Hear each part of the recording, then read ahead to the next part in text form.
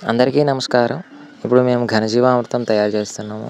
కావలసిన పదార్థాలు దేశీయ ఆవు పేడ, దేశీయ ఆవు మూత్రం, పప్పు దినుసుల పిండి, పుట్టమట్టి, బెల్లం. ముందుగా బెల్లాన్ని మూత్రంలో కరిగించుకోవాలి. పుట్టమట్టిని బాగా పొడి చేసుకోవాలి. ప్రకృతి వ్యవసాయం చేస్తున్న పొలం యొక్క గట్టుమట్టి తీసుకున్నా పర్వాలేదు. పేడను పలుచగా పరుచుకోవాలి. అప్పుడే వేసిన పదార్థాలన్నీ బాగా కలుస్తాయి. ఘనజీవామృతం తయారీకి తాజా పేడనే తీసుకోవాలి. తాజా పేడలో ఉపయోగకరమైన సూక్ష్మజీవులు ఎక్కువగా ఉంటాయి.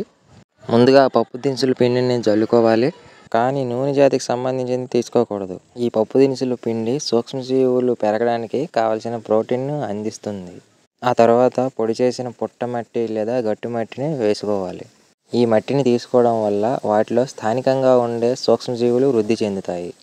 ఆ తర్వాత బెల్లం కరిగిన మూత్రాన్ని జల్లుకోవాలి. పిండి మట్టి బాగా నానే విధంగా జల్లుకోవాలి. రసాయనాలు కలపని బెల్లం అంటే సేంద్రియ బెల్లం ఉపయోగిస్తే మంచిది. బెల్లం సూక్ష్మజీవులకు శక్తిని అందిస్తుంది మరియు మూత్రం పురుగు నివారణగా ఉపయోగపడుతుంది. ఇంకా సూక్ష్మజీవుల చర్యలను మెరుగుపరుస్తుంది. మూత్రం ఎంత పాతదైతే అంత మంచిది.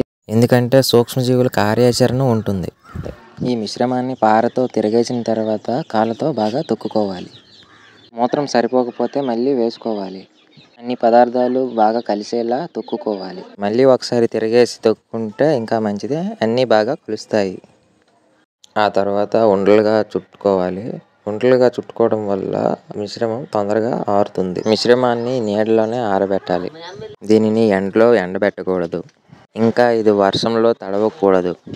ఎక్కువ ఉష్ణోగ్రత వద్ద దీనిలో ఉండే సూక్ష్మజీవులు చనిపోతాయి.